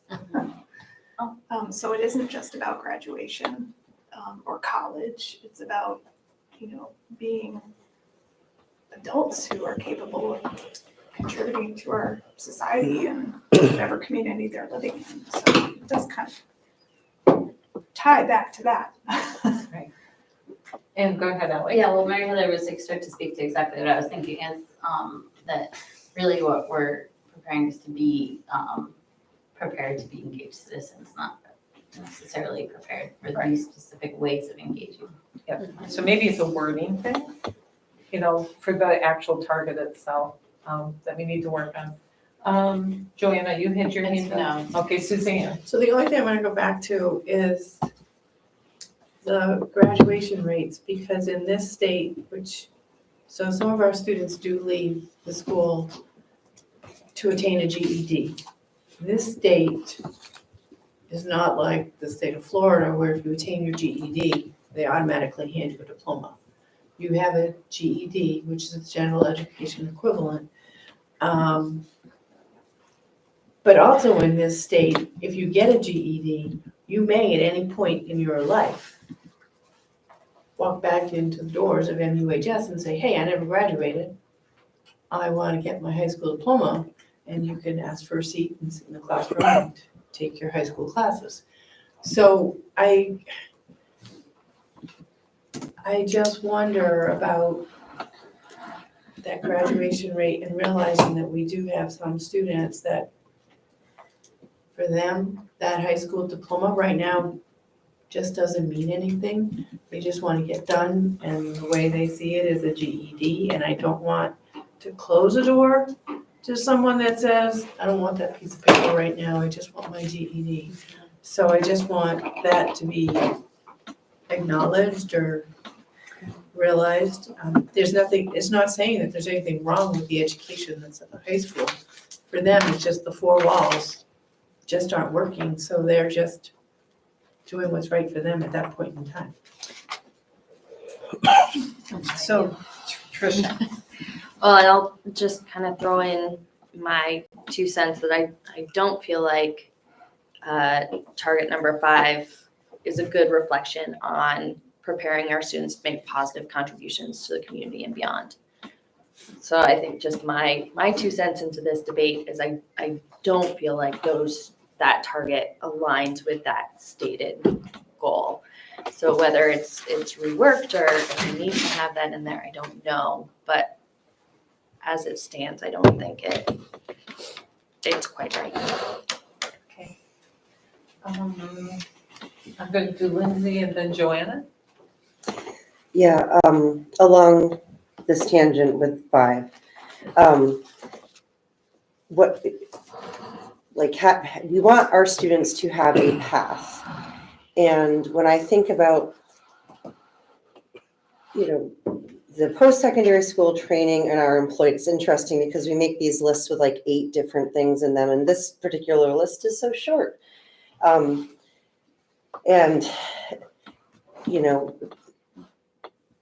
for whatever path a person is on, whether it be a gap year or, working 3 jobs or, helping take care of their younger siblings at home or whatever, are we going to invest the same amount of time in each student? One of the things that seems to be like that, we're trying to move away from this post-secondary school focus. So if somebody's trying to get into an Ivy League school, is that person going to get the same amount of encouragement to find their path as somebody who is trying to figure out how they're going to be, helping to support their family and take care, how do you get an apartment when you're only, 18 years old? I would love to see a commitment to helping our students find their path, whatever it needs to be at that point in time. So if part of 5 is about just like investing and helping them find their path, I'm all for that. And it seems like that's what that is. But I do think it's really narrow. And I'd never even really thought about what Suzanne brings to light. But I'm wondering, as a district, are we able to kind of fine tune the definition when we say graduation rates? Is there a way to change the way we're wording this so that we are giving those students who are getting a GED credit for finding that, taking that step on their path? Because people don't have to do that. How can we bring more respect to the GED? I mean, is there any way of, I don't know if it's something that's set by like the DOE or like is mandated that, a graduation rate that can only include, a high school diploma. I didn't realize what you're talking about, like other states where you get a GED, you automatically get your diploma. But if we have the power to do that, could it result in a positive outcome where students who drop out without getting their GED are more supported to get the GED? Is there a way for us to try to promote that positive social change so that it's more inclusive? I don't know. But have you investigated that, Suzanne? Is that something that's like alive in the world of politics? I think this would be a state mandate. So the graduation rate is determined by the AOE. Yeah. And so it's number of students that Mhm. graduate in a typical 4-year. So you start as a freshman, and if you graduate in 4 years, you get a graduation rate. Those students that drop out are dinged against the graduation rate, but if they eventually come back and complete their high school diploma, then there's points added back into the school system. So it's the AOE piece. The GED piece is within state statute. But GEDs do not count towards graduation rate because in the eyes of the state, they have not completed a high school diploma. So we'd have to use a different metric if Yeah. we wanted to include those individuals, okay? I think I'm skipping Joanna. So Oh, I just I'm sorry. I had I'm sorry. suggestions on this that I wanted to throw out, but we can work. I'm just thinking of if we want to try to revise a little bit in real time, but. Well, I just wanted to add that, like, we're not really talking about completely hypothetical things, like Steve brought up his kids, and just like completely described my child who graduated with GED a year early and has stayed home for the last 2 years, and is now an adult to help me raise all my other kids and kind of be adult in the household. And I think that is a huge success, and we're not kind of identifying that here. Because he is a graduated, prepared adult to help him grow. And Joanna. Yeah, so Burlington also had high school students report that they are provided with the experiences that are challenging, engaging, and empowering. And I really like the word empowering. So and when we are talking about all graduating students, we're talking about that 95%, right? Yeah. So I mean, I would like to say all high school students are empowered to pursue the next step. I mean, you had suggestions on how to rework it, but I really like the word empowered by their learning. I was actually going to try to link it directly to our vision, to what Mary Heather said. So I was just thinking all graduating students, or maybe all high school students, are empowered, or I had written are prepared. Truly, this is just our language, to prepare to become adults who enrich our community and the communities where they live in the future. It's really open-ended, but then if you look at goal 3, strategy 3, maybe Lindsay, this speaks to what you were saying, provide multiple pathways. We just added for K to 12 students. So meaning just all kids, not just high school students, that are equally dynamic and celebrated to assure student success. So again, if we want the target to be kind of open, to speak more to we're not trying to prescribe a certain definition of what kids should be doing when they leave high school so much as we want them to be prepared for a successful, healthy life. Have choices, yeah. And then I think strategy 3 kind of gets to the specifics of the multiple pathways. And then to what you were saying, Suzanne, I was wondering if we could try to wordsmith a little bit on, goal 3, target 3, where we have high school graduation rates or equivalency degrees or equivalency to, is there a way of adding some language that allows for students who are not graduating but are receiving their GEDs?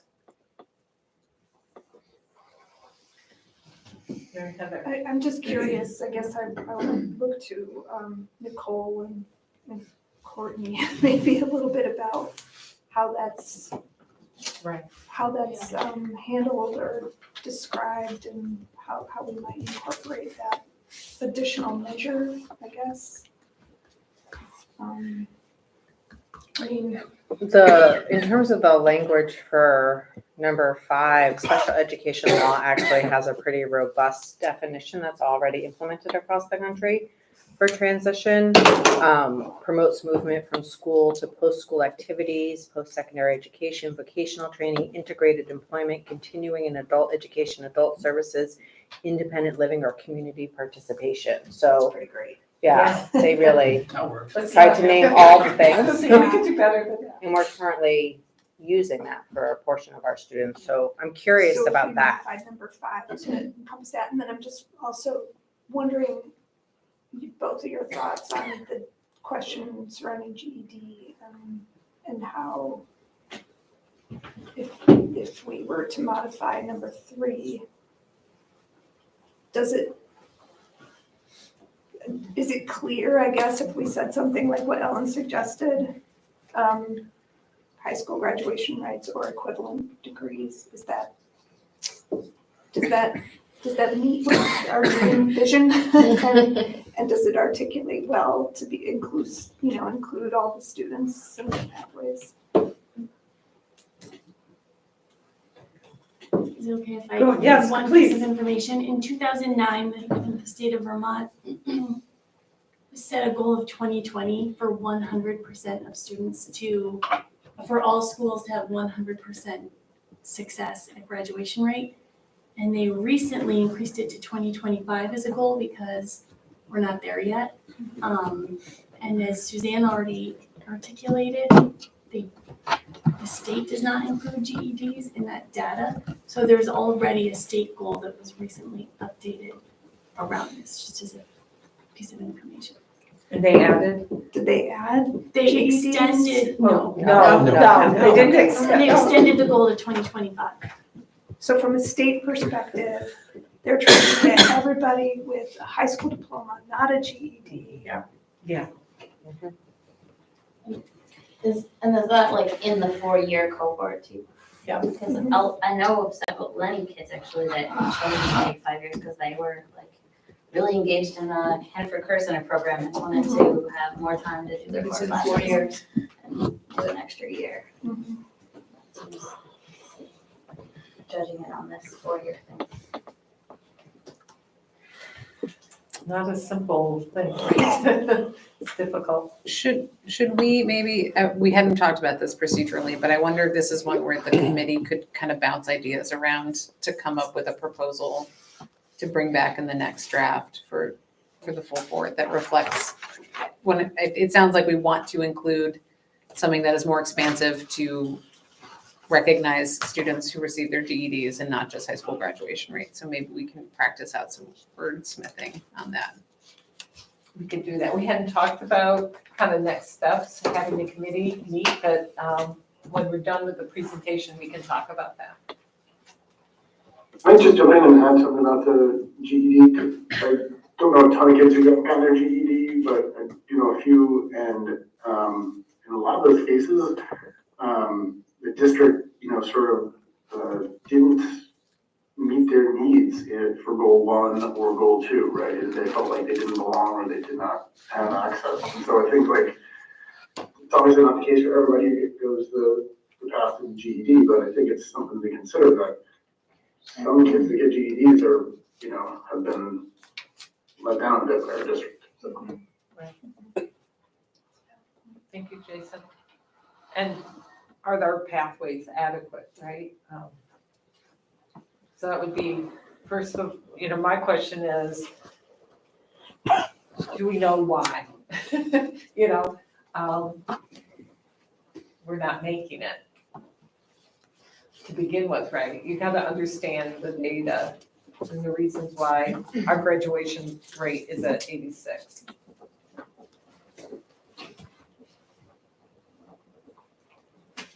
And from an implementation team, they would have to look at that. Do you have any idea how 86 compares to? We looked at a couple. We looked at like, It's higher than Vermont's, but it's yeah, not the highest. it's higher, but not the highest for sure. What did you say? Champlain Valley was higher. And it is not It was in the 90s. as high as we've been in the past. Okay. Okay.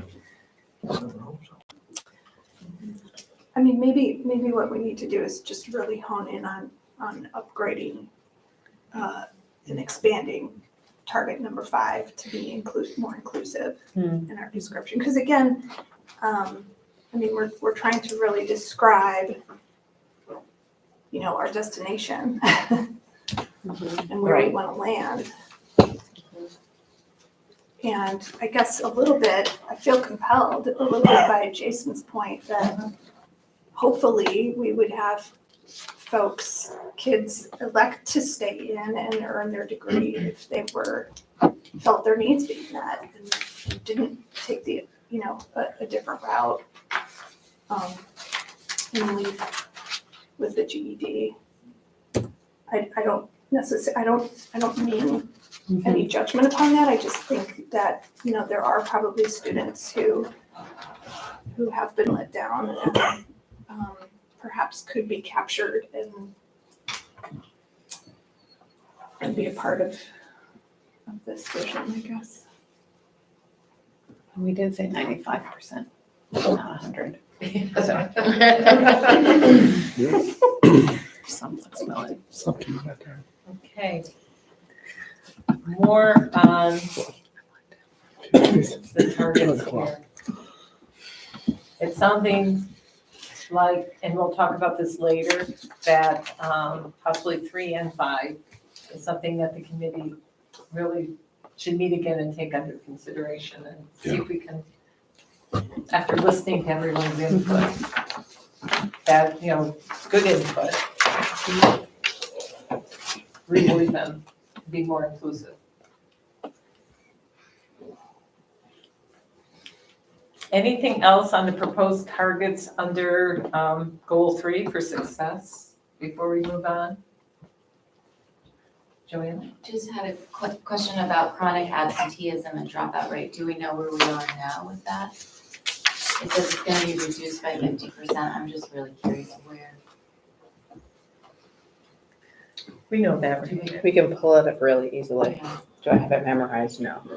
Maybe. I would just add, the high school is holding monthly meetings on the topic of the graduation rate, where they're scrutinizing absentee data,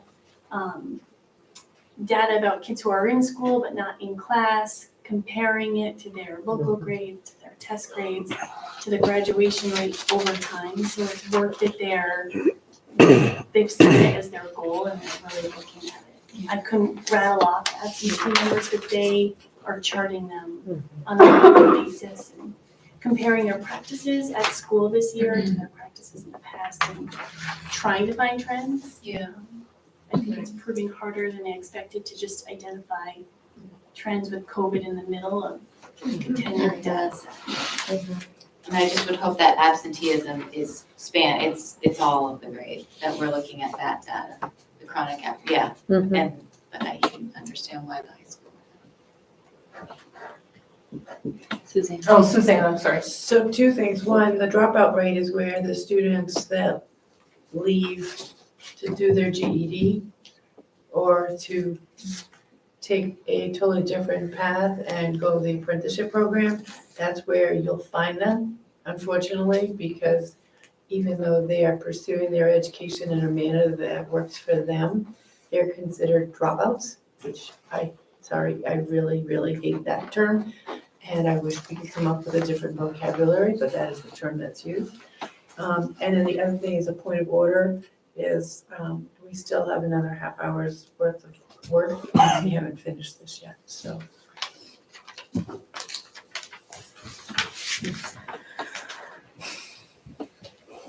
Anything else under the proposed targets before we move forward?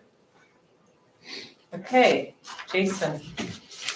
The last section is goal 3 strategies, and we already sort of discussed this one. Strategy 3, we reworded to provide multiple pathways for K through 12 students in our district.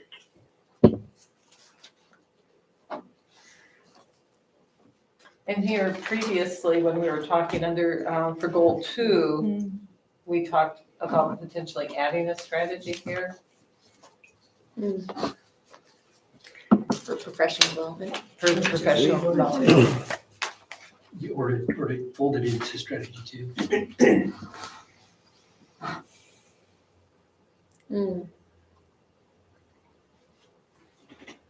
Thoughts on that?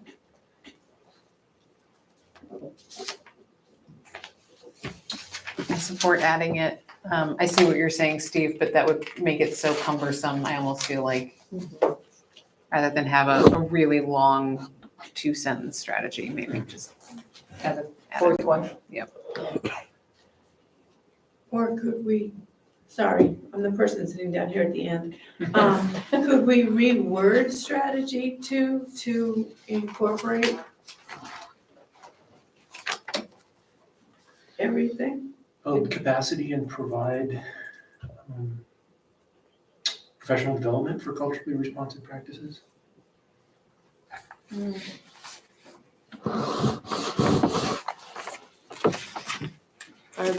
Yes, I'm sorry. No, you're fine.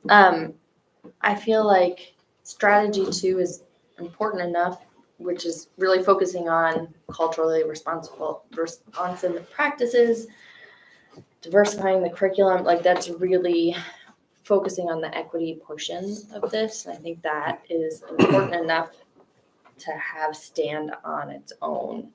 Kind of like Mary Heather was saying, that's that checking your blind spot thing again. I think it is worthwhile to have a 4th strategy that's specifically on professional development in a more generalized manner.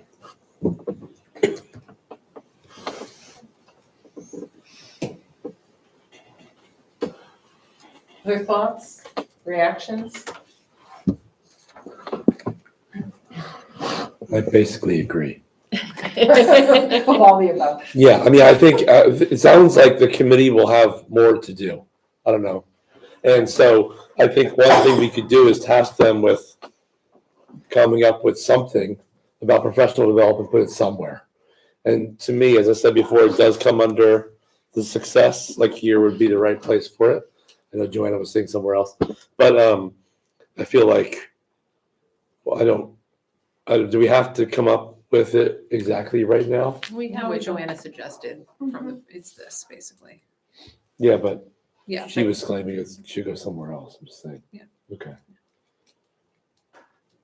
No, we don't have to come up with it on the fly here. I personally don't see a problem with adding another strategy. Yeah.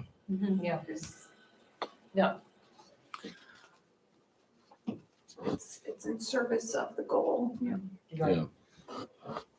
Okay, so the committee will take that under advisement and work on that. Anything else before we move on to the next slide?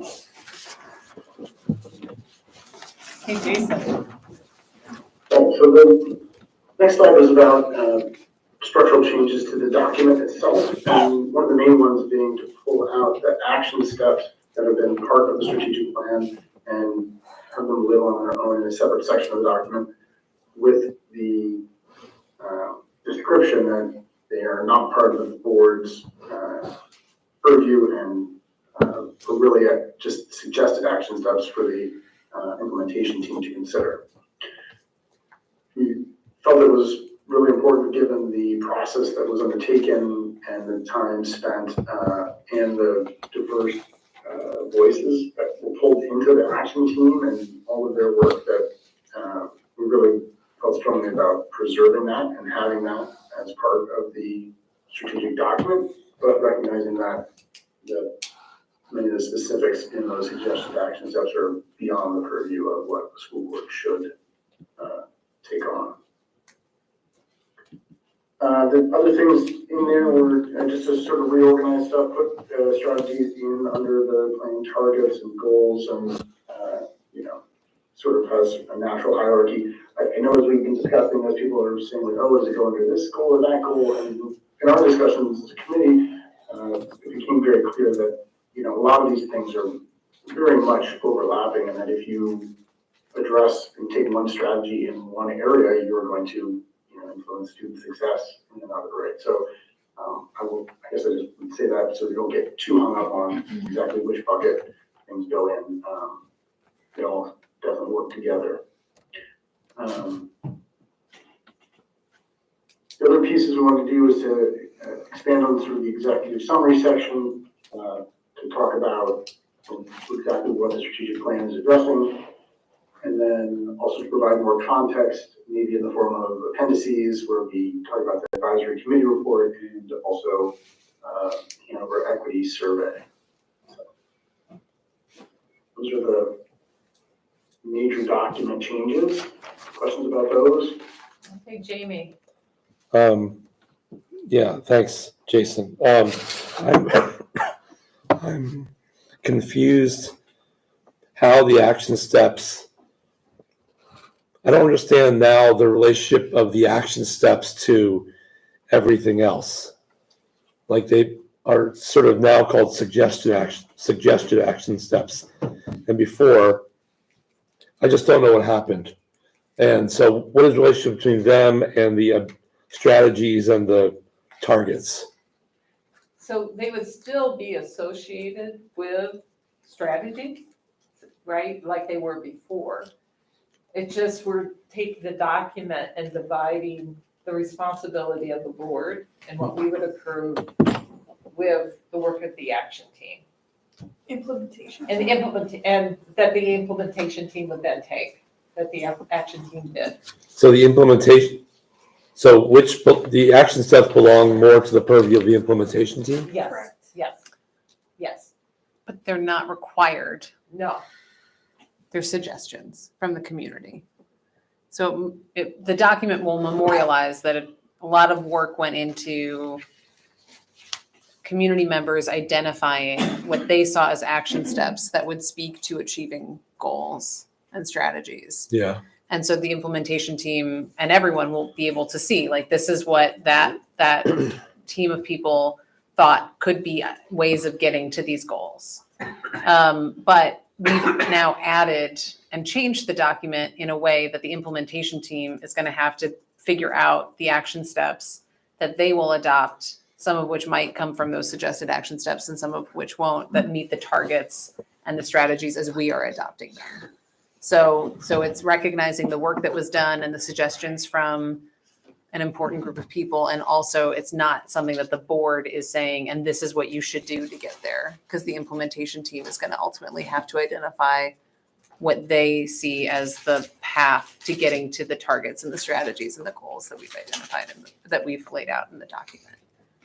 That's why we talked a lot about, once it came up in the committee that these were suggested action steps and not definitive or like Jason said, mandated, sort of changed everything in thinking about like, oh, well then these can live as, again, sort of a recognition and documenting what the suggestions were, but not necessarily us as a board deciding these are the actions we're all signing on to take. Does that make sense? I guess. I don't know how you determined they were suggestions. We were told. Nicole and Emily explained that to us. Oh. Okay, Mary, Heather, and then Lindsay. Well, the other thing, I think it's just important, and it's an important way for us to, as a board, in the way we're structuring our strategic plan, clearly defining the role of the board in the strategic planning Right. process versus the administration. It's the district's strategic plan. The board is the component of the district that sets the high level, this is where we want to go. The administration is taking us there and determining how we'll get there. The action steps that were previously provided are kind of the community's, here's how we think Great. that, how we should get there. And some of those things may be included ultimately in what the implementation team puts together. And they ought to look at them because that's what our community has asked for. Right. But that doesn't necessarily mean that's what will happen or what is financially possible or even feasible from a professional standpoint. I think the important thing is for the board to signal that this is not what the board is directing its administration to do. Okay. And that's kind of what's, I think, seems to be allowing us to move forward as a group. Thank you. Yeah, thank you. Okay, Oh, good. Lindsay. So about the document structure, I think it's a great idea to clarify like whose role, who has which role. I'm just looking at, we have the goal, and then beneath that we have the targets.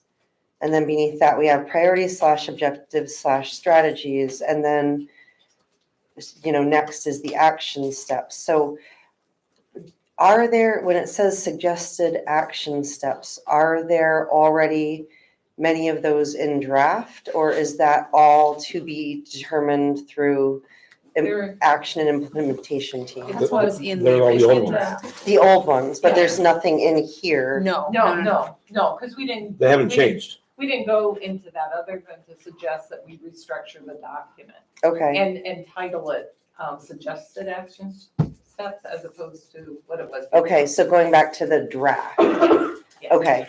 And I think there are probably many ways of visually making this clear.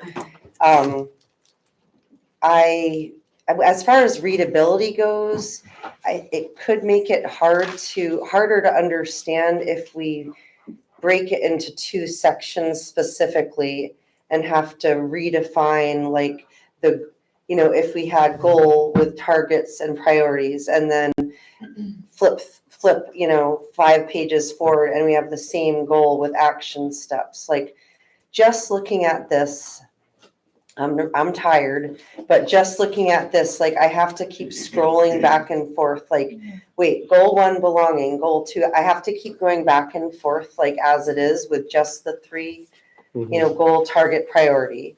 So if we add another one, if there's a way to have like, this is the story, for this, this goal 1, and it could be that the background is a different color or a different font is used, or the goal, target, priority is on a 2-page spread and then the action steps are on the next page, or like each of the goals are a different color or something like that. But if we create like 3 goals and then flip forward and then there's another 3 goals with action steps, one of the things we wanted was, this to be readable. So it's more accessible for a greater percentage of our constituents. And it won't look like this, Lindsay. Yeah. But yes, it's a good point. Like the format needs to be, yes. Please don't literally divide it into 2 because then there's a lot of flipping back and forth, I think, more flipping back and forth. So, but we do want to separate, we do really want actually to divide it because separating out the action steps means that they're identified as suggestions and that they're not part of what the board, to what Mary Heather was saying, that the board is taking action on the goals and the strategies and the targets, and then that there are suggested action steps. but I think that they will be separated, but probably not in a way that's as confusing as it sounds like it. I think it's Okay. gonna be a visual experience to Okay. understand more than a verbal one, but yeah.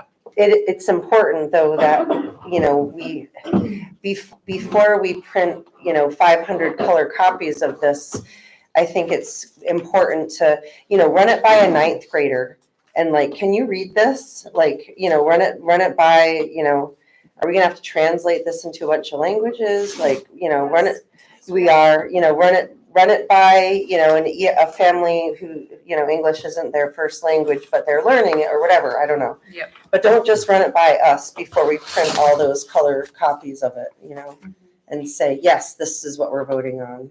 If we could, I was looking at the timeline, and I hope that there will be, this is our final draft. This is the one that we're gonna print. If there's a way to run that by some different eyeballs that aren't so like, so deep into the process for readability,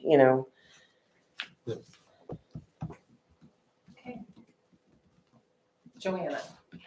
I would just hope that the addition of the suggested word to this was communicated to the action team. I just don't want that to come as a surprise. It's not gonna be a surprise to the action team. I don't want that to, take away from the work that they did. Is there a way to communicate that We that's certainly the- can communicate Okay, that, yeah. that would be great. Before Thank it you. gets seen. And just to be clear, I mean, I would presume that during the process, it was not conveyed necessarily to the action team that what they were suggesting was definitely, absolutely going to happen. Is that? I don't think we ever conveyed that what was in it is definitely absolutely gonna Yeah. happen. I do think People in were full encouraged to be. transparency, everyone had different versions of what the end would look like. And that's continuing to reshape itself here. I think it's worth noting too that many of the action steps in there have already been implemented or are being implemented by the district currently. Other comments, thoughts on the document structure?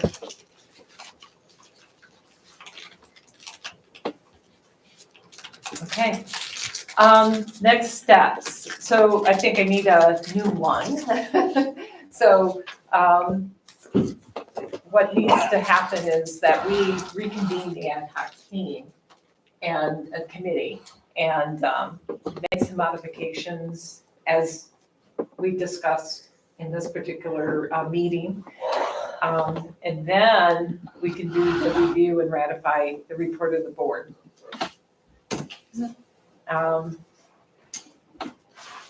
And modify document. At this point, what I think is important is that we are setting a point when we can then have Emily start to make the changes. What I don't want to see happen is her making changes and then we, Change it. yeah, and that kind of thing. So, and that was kind of the intent of was to wait until we ratified it. And it's looking though that we'll need to review our input again on the 27th.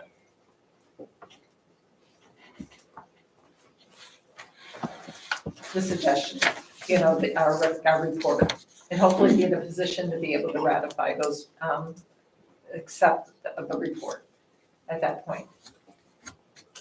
Does that make sense?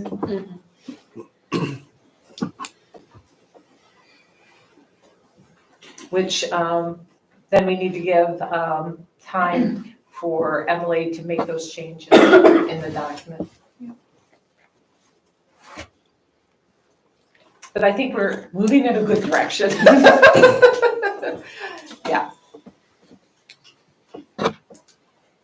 Yes. I have a question. I don't know if this is the right time to ask this or not, but like, when does the strategic, let's say in 2 months or a month, we get a strategic plan, we vote on it, we like it. When does it start? The implementation?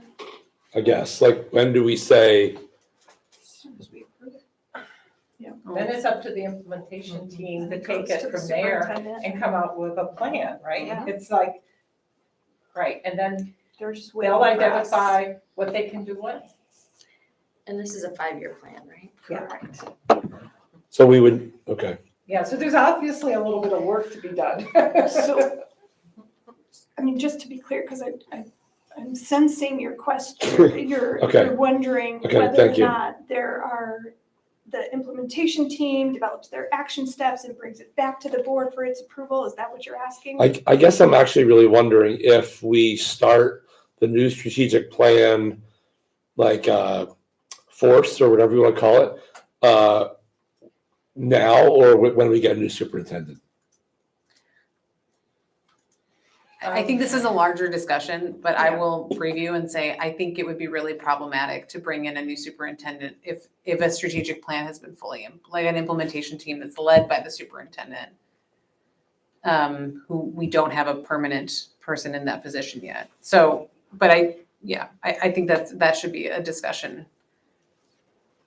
Because we are in process of hiring someone who would in theory be leading the implementation team.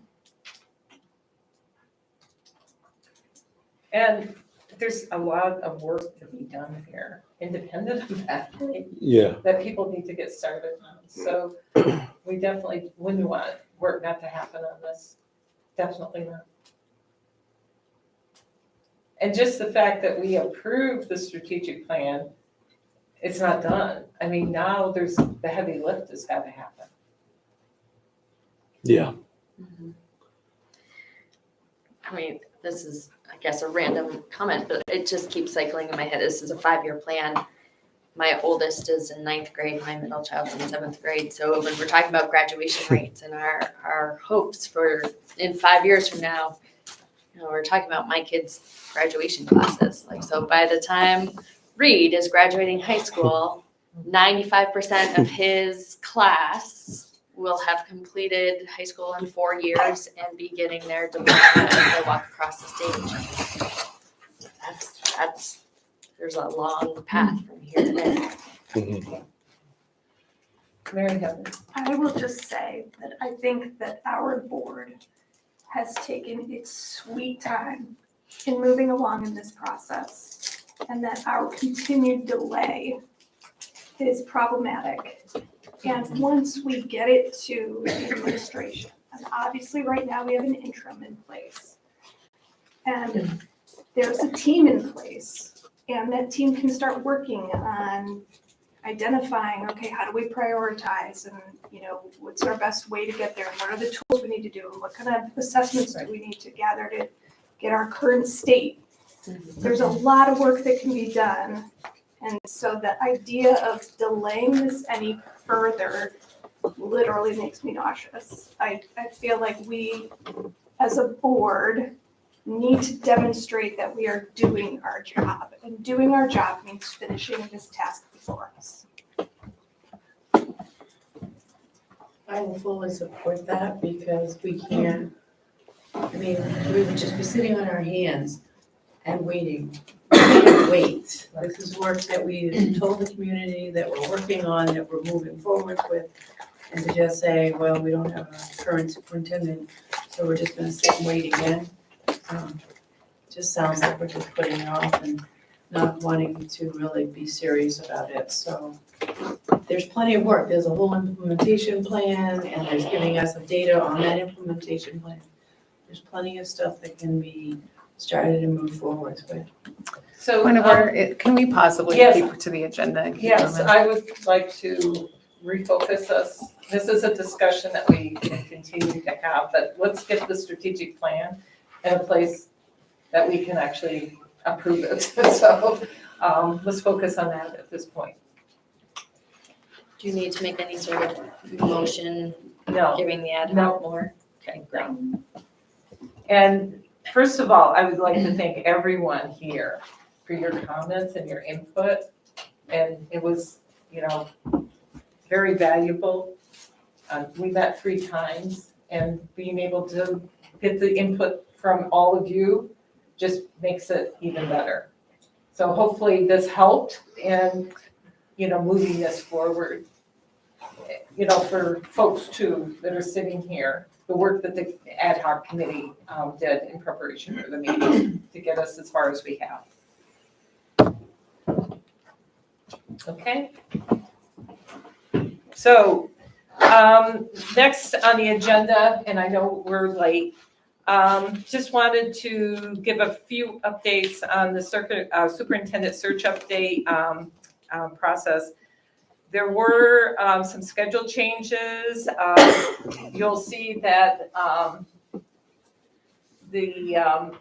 Heather has put in the schedule that the interview sessions for the board will start at 6:30. Dinner starts at 5:30 now instead of 5. So dinner is here, but what you're gonna see in the agenda that gets set up is when the official meeting itself starts, right? So just to be mindful of that.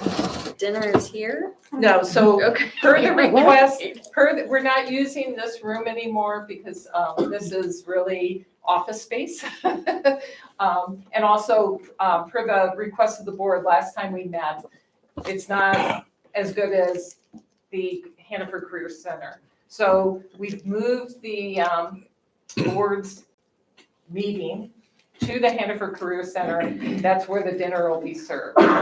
So that's where we'll be, is in A208.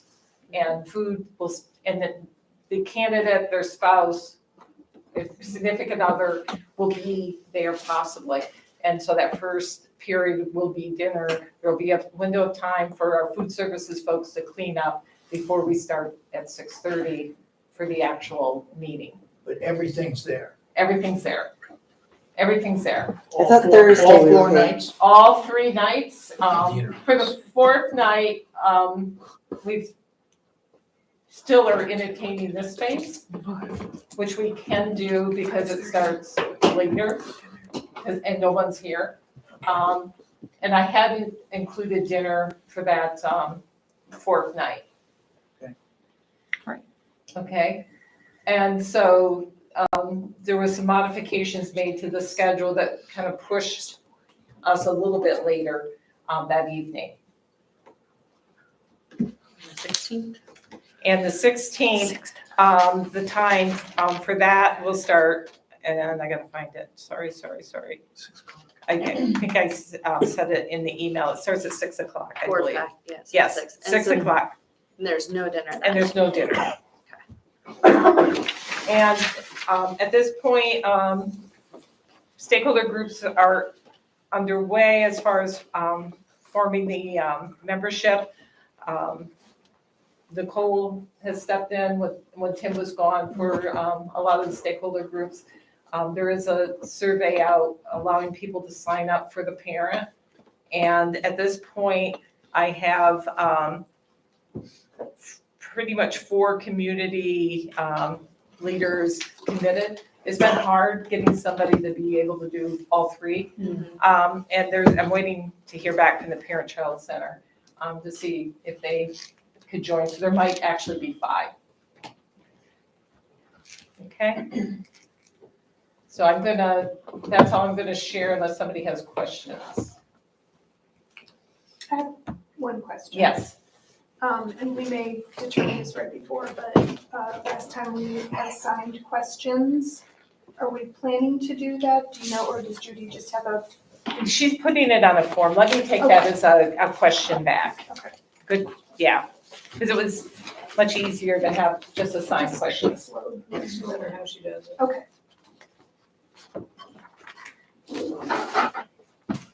Okay, anything else? Okay, so what I'd like to do now is open it up for public comment on any topic. I moved this ahead of the executive session so that we can pack up and not have to come back, so Jim can pack up.